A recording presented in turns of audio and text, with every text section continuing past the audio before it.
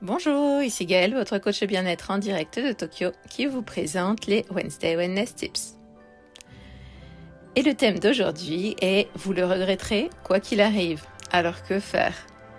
Vous est-il déjà arrivé de vous sentir complètement bloqué face à un choix, parce que quoi que vous décidiez, vous savez que vous allez le regretter?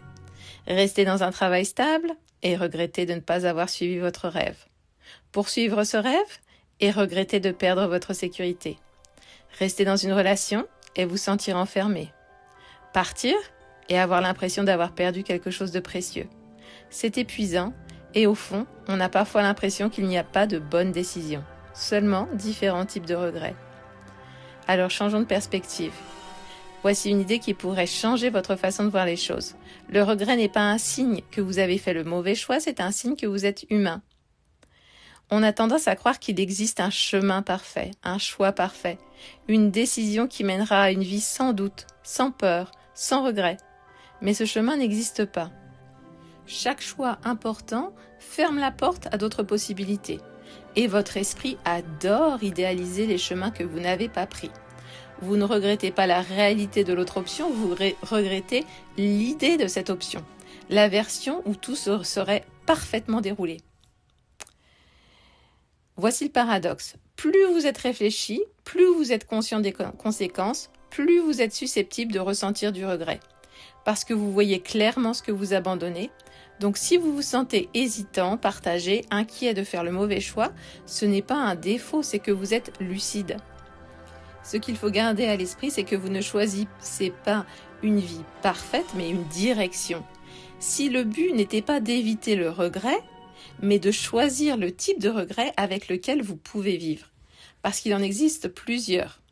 Le regret d'avoir essayé et échoué, le regret de ne pas avoir essayé, le regret de rester dans le confort, le regret d'oser l'inconnu. Aucun n'est facile, mais ils ne pèsent pas tous de la même façon avec le temps. Certains s'atténuent et d'autres restent. Alors voici une question à vous poser quand vous êtes bloqué. Quel choix me rapproche de la personne que je veux devenir? Pas celui qui garantit le bonheur, pas celui qui élimine la peur, celui qui correspond à vos valeurs, à votre curiosité, à votre évolution. Parce que même si vous ressentez du regret plus tard, vous saurez au moins que ce choix vous ressemble.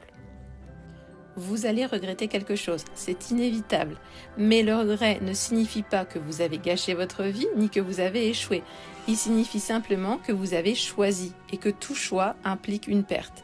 Alors peut-être que la vraie question n'est pas « Quel choix vais-je le moins regretter ?» mais plutôt « Quel regret suis-je prêt à porter ?»